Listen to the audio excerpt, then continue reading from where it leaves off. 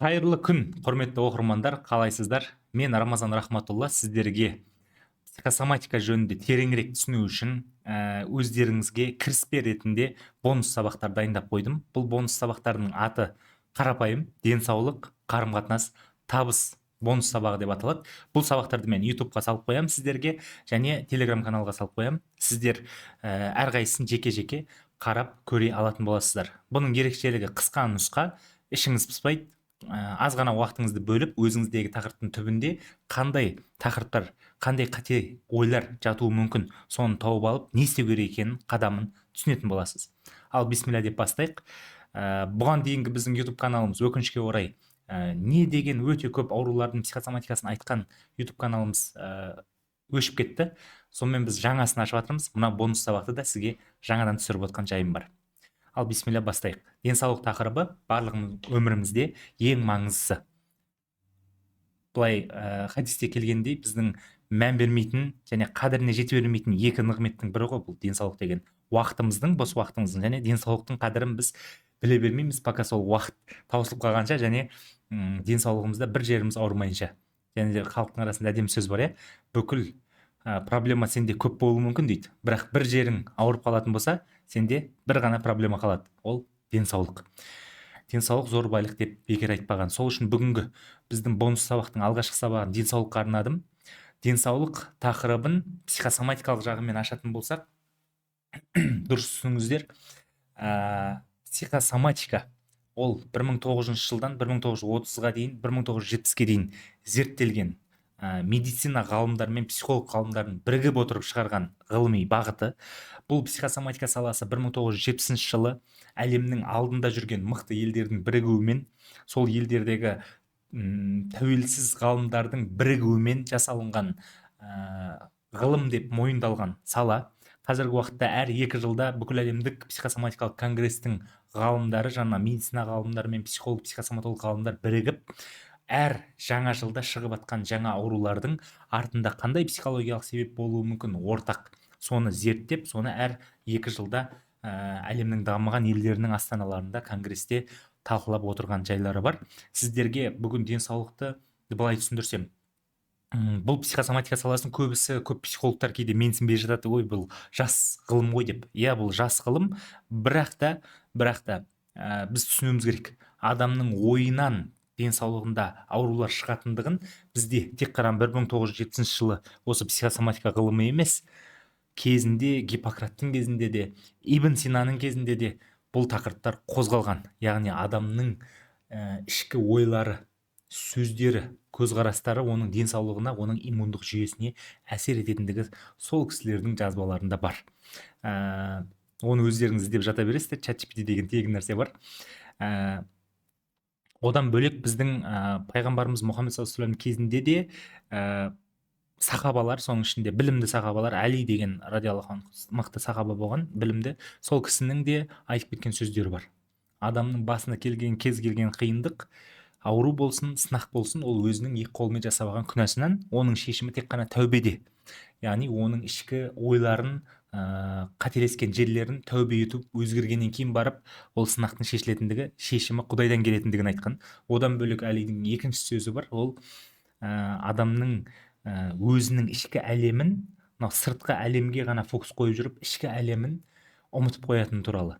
Ішкі әлемді емдесе, ішкі жанын емдесе, біздің сырттағы нәрселердің бәрін өзгеретіндігі. Былай қарап тұрсаңыздар, ол сахабалардың барлығы бұл сөздерді аспаннан алмаған, кәдімгі өзіміз білетін асыл дініміздегі, ислам дініндегі Құраннан, хадистен алған. Хадисте келетін болса да, мысалға, ауру келсе емделмей қалудан сақтаныңыздар дейді. Пайғамбарымыз саллаллаху алейхи айтады. Өйткені Алла Тағала бір ауруды жаратса, шифасын қоса жаратады дейді. Жазылмайтын екі қана дерт бар дейді. Біреуі кәрілік болса, екіншісі өлім дейді. Біз көбіміз жаңағы өлімді тек қана аурумен байланыстырып алғанбыз. Шын мәнінде өлім, ажал бөлек, ал ауру бөлек. Яғни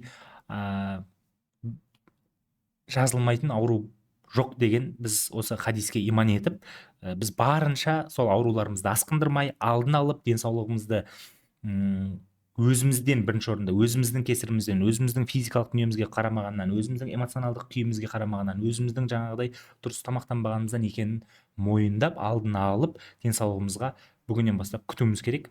Жалпы мынау психосоматика деген ғылым, психо деген ой, жан деген мағынаны білдірсе, яғни сіздің сезімдеріңізді ой қылып оқитын ақылыңыз, яғни подсознаниенің мына өмірге алғаш келген кезден бастап балиғат жасқа дейін өмір туралы көзқарастарыңыздың қате болып қалған жерлер болады. Бәлкім сіз біреуден оны үйреніп алдыңыз, бәлкім өзіңіз бала кезіңізде қате түсініп қалдыңыз. И оны ересек кезде сіз саналы түрде жаттаған қазіргі жаңа көзқараспен, ол былай ғой деп жүресіз, бірақ ішіңіздегі сенімдер екі түрлі болғаннан кейін конфликттер басталады. Жүрегіңіз былай қарай қалап тұр, бірақ сіздің ақылыңыз қорқып қалған ол нәрседен. Түп санада, яғни соған қатысты триггер етіп тұрған травма бар. И ол травмирующий опыттағы негативті сезімдерді қорытпайтын болса, сіз жүрегіңіздегі қалауға қарай жүрмейсіз. Осы конфликттің кесірінен бізде әртүрлі эмоциялар шығады, негативті. Ол ұзақ уақыттық ашу, реніш, кінәлау, кінәлі сезіну, ұялу, қорқу деген сияқты сезімдер подавленный түрде болсын, сыртқа шығып та болсын, жүретін болса сіздің бойыңызда, ол негативті эмоциялардың жалпы сіздің денсаулығыңызға әсері осы психосоматика ғылымы дәлелдеп берді. Соның ішінде барлығы емес, әрине дәлелденген тізімі бар. Оны қазір алдағы слайдтарда түсіндіремін. Аурулардың тудыратын эмоциялар, негативті эмоциялар екіге бөлінеді екен. Біріншісі табиғи негативті эмоция және табиғи емес деп бөлінеді екен. Табиғи дегеніміз, мысалға сіздің кезінде біздің ата-бабаларымыз аңшылықта жүріп алдынан арыстан шығып қалса, оның сақтанып қорқып қалуы, сол жерде қорқып қалуы, немесе ашуланып агрессияға берілуі, аңды жеңу үшін, ол табиғи негативті эмоция болып саналады. Ол негативті болғанымен, аты негативті болғанымен, ол адамға пайдалы. Ол моментте оның бойында әртүрлі гормондарды бөліп, жаңағы сыртқы қауіпке қарсы тұруға психикасында, дене физикасы дүниесінде уақытша дайындап қарсы тұруға көмектеседі. Ал табиғи емес деген, бірақ та қараңыздаршы, сол қызығы, табиғи емес деген негативті эмоциялар қазіргі заманда 21 ғасырда не үшін көбейіп кетті? Себебі қазір ғылым дамыды, и бізде сыртқы ортада қауіп азайды. Барлық нәрсені ақылмен шешіп, реттеп, заң қойып, бәрін реттеп жатырық. Ешқайсымыз жабайы аңдардың арасында өмір сүріп жатқан жоқпыз. Бізде қазіргі табиғи емес негативті эмоциялар көбейіп кетті. Ол не? Реніш, кінәлау, яғни сені выживать етуіңе көмектеспейтін негативті эмоциялар бар. Ұялу. Енді ойлаңызшы, кезінде өзінің қара басын бағу үшін, немесе бала шағасын бағу үшін, выживать ету үшін өмір сүріп жатқан ата-бабаларымызда ұялу, біреуге ренжу деген сезім ұзақ жүруі мүмкін ба? Мүмкін емес. Выживать ету деген адамның бірінші потребності, бірінші қажеттілігі бірінші орында тұрған кезде, ол біреуге ренжіп жүру деген табиғи емес эмоциялар, ол екінші орынға кетіп қалады, тіпті табиғи түрде қорытылып жоқ болып кетеді. Ал қазіргі заманда ешқандай выживание деңгейі жоқ, Аллаға шүкір, барлығымыз өмір сүріп жатырмыз, еңбек етіп жатырмыз, Алла тағала ризық жеткізіп жатыр. Бізде қауіп, сыртқы қауіп аз, бізде табиғи емес негативті эмоциялар көбейіп кетті. Ол жаңағыдай балиғат жасқа дейін дұрыс тәрбиенің жоғалып кетуі, кеше 70 жылдық құлдық сана қалыптасқан КСРО-ның боданында болған кезімізде ата-ананың әртүрлі қателікке берілуі, даже 5 уақыт намаз оқып, барынша жаңағыдай дәстүрді сақтап қалған отбасылардың өзінде балалар травма болған кейстер көп бізде. Күні бүгін сондай кісі келді, үлкен кісі, айтады, менің әке-шешем ішпеген, төбелеспеген, мен травма қылуы мүмкін емес, 5 уақыт намазын оқыған жандар. Бірақ ол кісіде қазір сахарный диабет, өте ауырады и көзінде глаукома басталып жатыр. То есть бұл аурулардың медициналық факторлар мен медициналық емін ол параллельно алып жатыр. Параллельно врачтар оған кеңес берген, психологиялық стрессті бас осыған қатысты деп. Яғни сіздікі стресстен себебі асқынып баратыр барған сайын. Басында катаракта болған, кейін глаукомаға, оғандан алдын ол қарапайым көз ауруынан басталған деген сияқты. Яғни асқыну себебінен медициналық түрде емін алса да асқынып жатқандықтан дәрігерлер психосоматологпен бірге жұмыс жасаңыз деп параллельно ұсынған. И ол кісімен біз проработка жасасақ, балалық шағында әке-шешесінің идеальный тәрбие беруде адамға кейде травма болып жатыр деген. Ол қалай? Мысалға, оны қарамадас тақырыбында жақсылап қозғайық, келесі сабақ ол.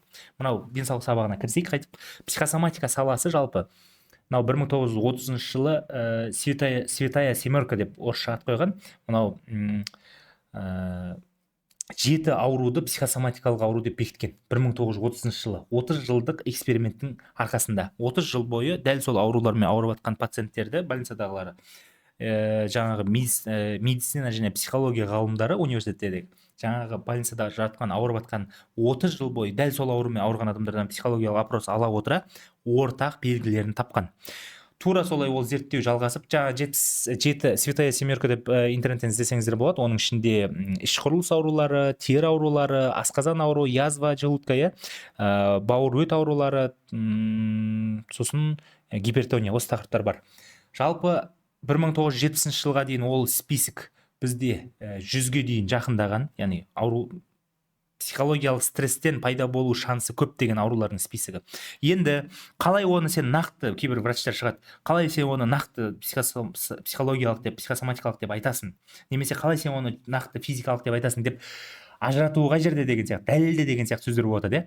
Осыны ғалымдар негізі 1927 жылы зерттеген. 1927 жылы жаңағы ауруларды ажыратамаған ғой. Екі бірдей ауру қарайды, анализ тапсырады дәрігер жаңағы пациенттерден, екеуінде бірдей симптом, бірдей анализдегі жауап. Қараса, біреуінде физикалық фактордан, біреуінде стресстік фактордан. И осындай аурулардың дәл осындай белгі беруін қайталанғанның арқасында жаңа медицина ғалымдары мен психолог ғалымдар бірге отырып шешім шығарған.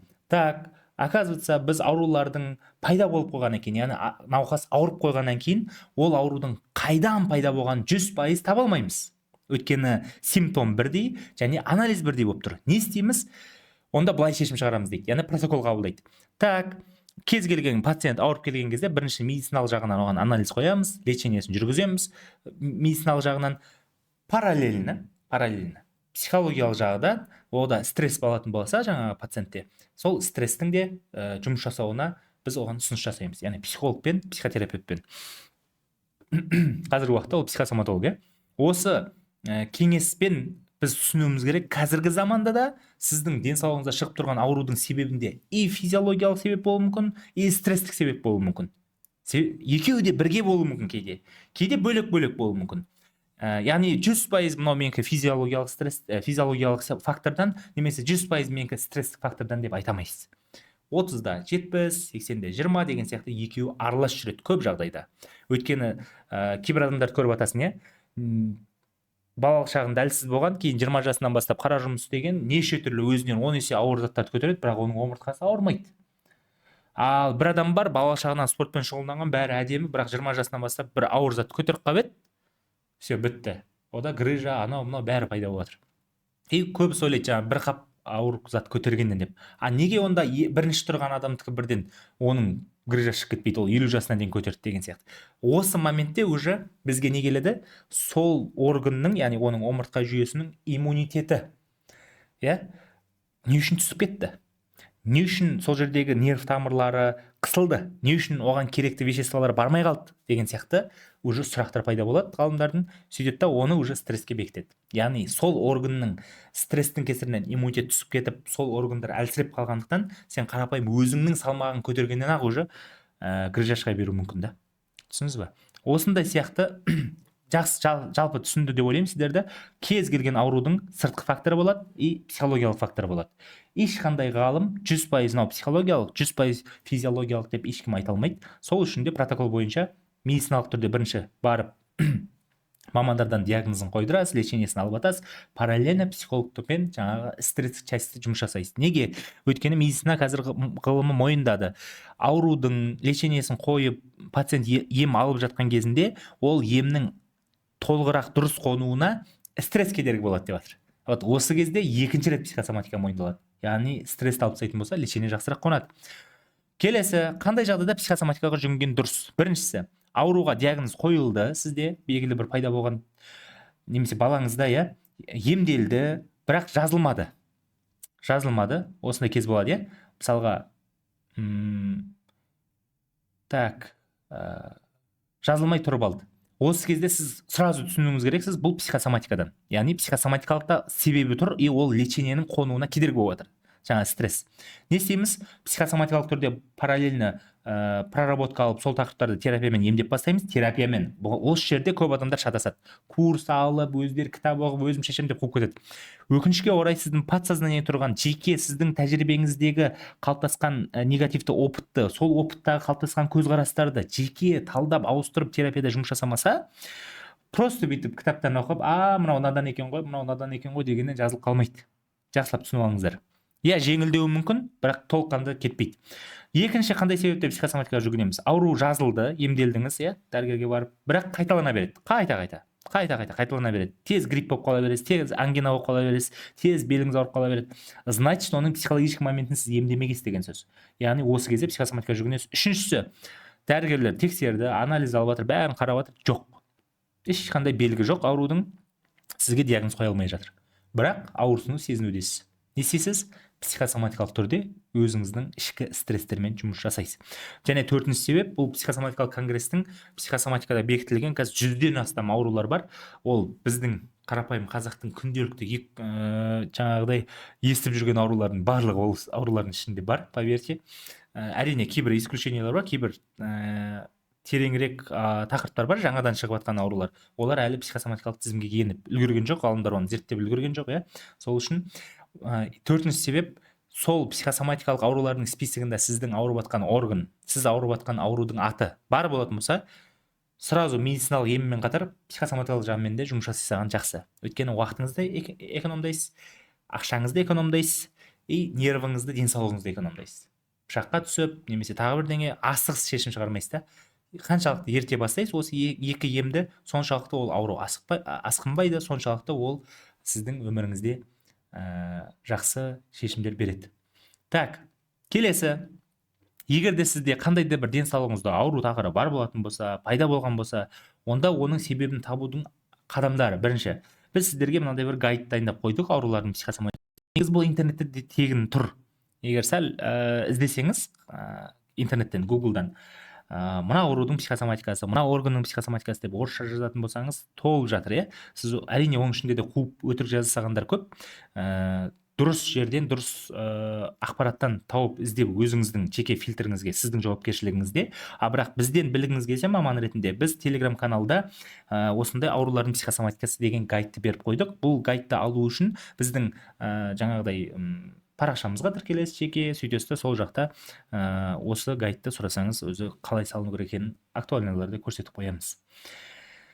Так,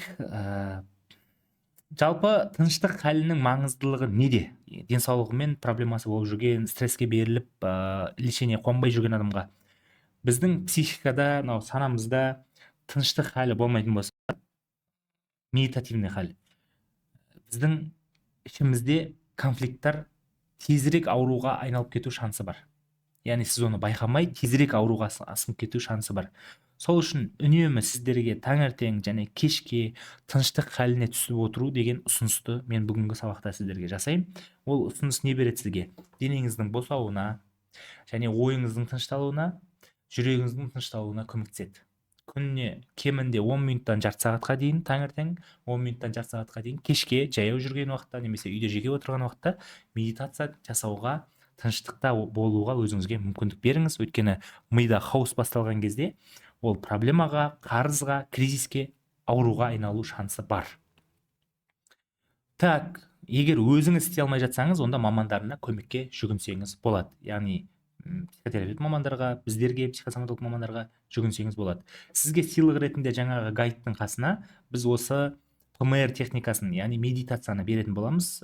Бұл прогрессивный мышечная релаксация деп аталады. Яғни сіздің медитация істеу барысында денені қатайтып, босатып отырып, денеңіздің де қысымын жіберу медитациясы болып саналады. Бұл медитацияны сіз жасау арқылы өзіңізде басталған денсаулықтағы аурулардың асқынуын кішкене бәсеңдетіп, және дәрігерлік лечение алып жатқан кезде сіздің сол лечениенің тезірек қонуына себебін береді. Әрине дұрысы психосоматикалық себебін тауып, соған терапия өту. Сонымен бүгінгі денсаулық тақырыбында сіздермен не талқыландық? Психосоматикаға қандай кездерде жүгінеміз? Және психосоматикалық ауру ол тек қана психосоматикалық па, немесе ол сыртқы фактордан болды ма? 100% ешкім оны айта алмайды сізге, дәрігер де, психолог та ешкім айта алмайды. Оны медициналық түрде емді ала тұра, параллельно психологиялық түрде жұмыс жасайсыз. Яғни психология бірінші тұр деген жоқ. Бірінші медицина тұрады, сосын барып психологиялық түрде поддержка екінші орында тұрады. Бұл жерде түсінікті ғой. Так, гайдты алу үшін және бізден ПМР техникасын алу үшін жаңағы Telegram каналымызда сіздерге ұсынатын боламыз. Оған өту үшін жаңағы біздің Инстаграмда, жеке парақшамызда, актуальныйда осы гайдтарды, тегін сабақтарды алудың жолын көрсетіп қоятын боламыз. Сонымен бүгінгі денсаулық тақырыбы осымен аяқталды. Себебі сіздерге әр денсаулықтың психосоматикасын жеке қазір айтып отыратын болсам, оған өте көп уақыт алады. Сол үшін гайдтан оқып, ПМР техникасын жасап, уже келесі қадамды бастай беруге болады. Бірақ асықпаңыз, кез келген денсаулықтағы тақырып ол қарым-қатынастың проблемасы. Мынау сіздерге есте сақтау керек өте маңызды нәрсе. Денсаулықта тақырып бар болатын болса, кез келген аурудың артқы психосоматикалық себебінде ол қарым-қатынастағы мәселе. Ол қарым-қатынастағы мәселе деген сөз ол ата-ананы кінәлау емес, кейбір адамдардың айтып жүрген сияқты. Қойшы, травмаға тиіспеші, мен әке-шешем жақсы деп. Вот именно ғылым ешқандай әке-шешені де баланы да кінәламайды. Ғылым тек қана адамда қандай эмоция отыр, сол эмоциямен жұмыс жасауға шақырады. Сонымен келесі видео сабақта біз сіздермен қарым-қатынас тақырыбын қозғаймыз. Ол жақта қандай мәселелер отыр, ол нәрселерді қалай жеңеміз, подсознательный түрде қандай тақырыптар болады, соны талқылаймыз. Дәл қазір бонус сабақтың бірінші сабағынан алған білімдеріңізді, инсайттарыңызды өздеріңіздің жеке инстаграм парақшаларыңызда, WhatsApp парақшаларыңызда бізді белгілеп салып кетсеңіздер болады. Өзіңізге де, өзгеге де пайдалы болыңыздар. Өйткені көптеген біздің жақындарымыз, көптеген қоғамдағы адамдар денсаулығындағы тақырыптың стресстікте жағы бар екенін білмей жүр, білсе де қалай жұмыс жасарын білмей жүр. Мынау тегін бонус сабақты сіздің ұсынысыңыз арқылы ол кісілер көріп, өздерінің ішкі жай-күйін тынышталдырып, жеңілдеп жатса, сіз де сол сауаптан үлескер боласыз. Алла қаласа, бөліскен жандарға біз екінші сабақты қарым-қатынас тақырыбын қуана ұсынамыз. Аман сау болыңыз.